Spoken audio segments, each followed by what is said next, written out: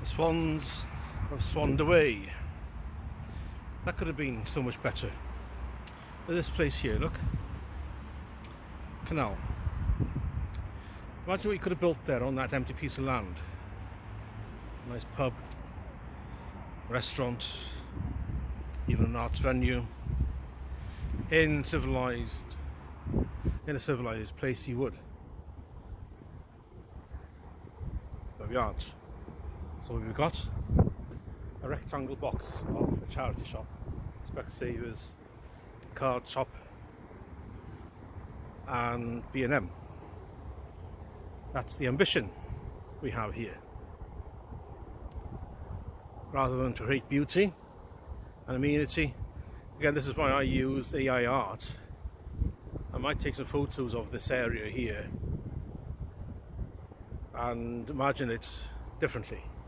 Stick them into Leonardo or Grok and see what they come out with for what a theatre would look like here, built out of limestone or sandstone.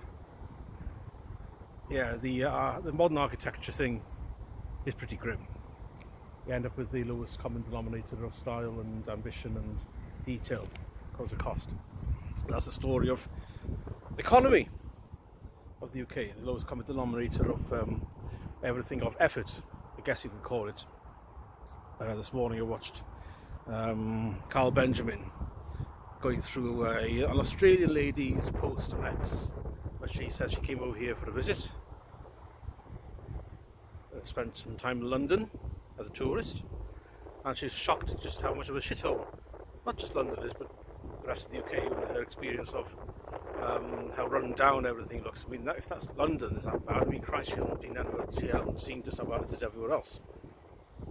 Surly staff, customer service just happening, and she felt safer in Israel, which is an active war country, than she did in London because of the enrichment. I guess she didn't go that far to say that, but I think we all know why. Anyway, so the thing that Carl Benjamin spoke about in his talk on this, really love to have a sit in the panel with him to chat about these things.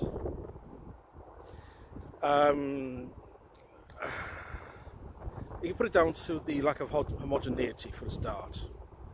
I mean, that's the thrust of what he's talking about. The fact that we are so obsessed with turning the UK into the arrivals, United Nations. That's one way to look at it. The other is that, as he put at the end of the video, which you'll see, that the UK, if you can think of it in terms of how looking at the beauty of a Harry Potter sort of country, sort of sensibilities and civilization, Harry Potter and I don't know what else he said about popular fiction, but it's the Shire, Lord of the Rings. I mean, the Shire was literally the area west of Wolverhampton and Dudley.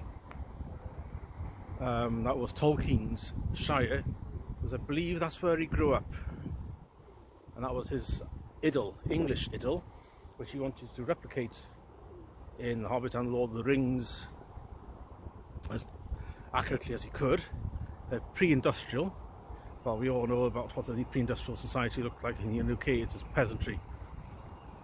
We farmed turnips. It wasn't anywhere as happy as what he had, because of the Malthusian trap. Look that up, Malthusian trap, which he finally broke free of in the late 18th century. Anyway, so Carl says that this country is sort of, we're trading on all the sort of that thing, and it is a precious thing. Certainly the fact that we are the Shire, which everybody wants to clamour in to live and experience, and for some reason, because of, well, we know why, because of toxic sentimentality, people want to come here to have that for themselves. And Rather, we give it to them because the toxic sentimentality, not me, because it's the damned establishment, the new liberal establishment affected with toxic sentimentality, suicidal empathy, the thing of this very, very precious gem that we created here over thousands and thousands of years. And I just wonder what things would have been like in the UK if we hadn't fought Second World War, if we didn't get involved, for example. Or we know what happened to our gold that went over to the US as a price to get them involved. Anyway, so we crawled out of the war, rebuilt in the 40s and 50s, with a shadow of what we formed ourselves.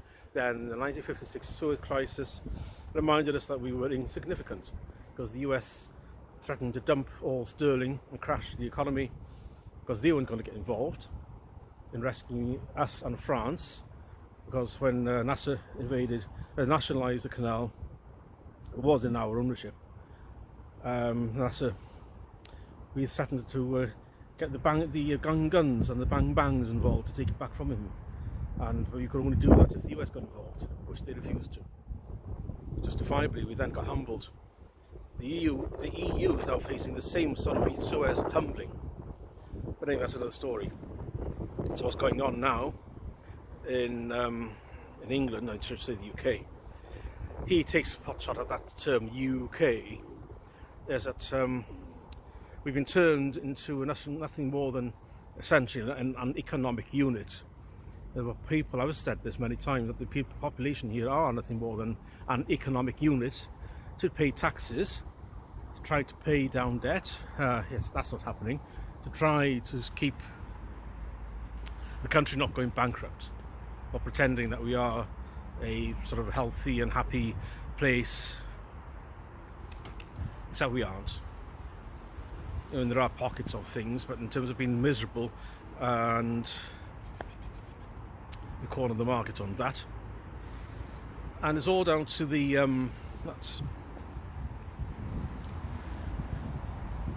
you missed out the economics out of all this. Globalist and corporatist economics. That's what really is the major thing to blame, the fact that everything is just turned into a lowest common denominator, lowest cost approach to sort of to slap things together as fast and as cheaply as possible and hope it lasts. And not my problem, Gov. Shrug of the shoulders when things do fall apart. You then have to trawl through layers and layers of contractors and subcontractors and subcontractors until you get to the guy who was a self-employed subby at the end of it, who put that thing together. He's probably gone bankrupt. He's probably doing something else instead now, so he doesn't have any assets to claw anything back from. Jarvis, contractor, they went kaput because of substandard work, among other things, and finances, and they couldn't get any closure from them. Network Rail and Rail Track before them couldn't get any closure from them. So it goes on and on and on and on. It's that lowest cost denominator of a economy just based on screwing as much as they can for the highest price with the lowest efficiency at the highest cost to whoever's paying the bill at the end of it. Who knows where the profit goes? And layers and layers and layers of intermediaries, and the laptop class, and where individual contracts. You see this in the electricity industry, and also no doubt in the others, where Scottish Power, for example, might have a requirement to maintain the electricity lines. Only they can contract that out, and that's contracted down to subcontracted. So you end up with a situation nobody knows who did what, and all these layers are policed and guarded by accountants and lawyers who take their cut. So every contract you see subcontracting out work is policed and guarded by accountants and lawyers. They're the ones who get very, very rich off what little fat there is. So the guy at the end of the job, at the end of the day, who does actually do the job, he's expected to do the job for absolutely nothing, get treated like shit, be happy, but he's actually got something to do that gives him some modicum of pay. That's the UK.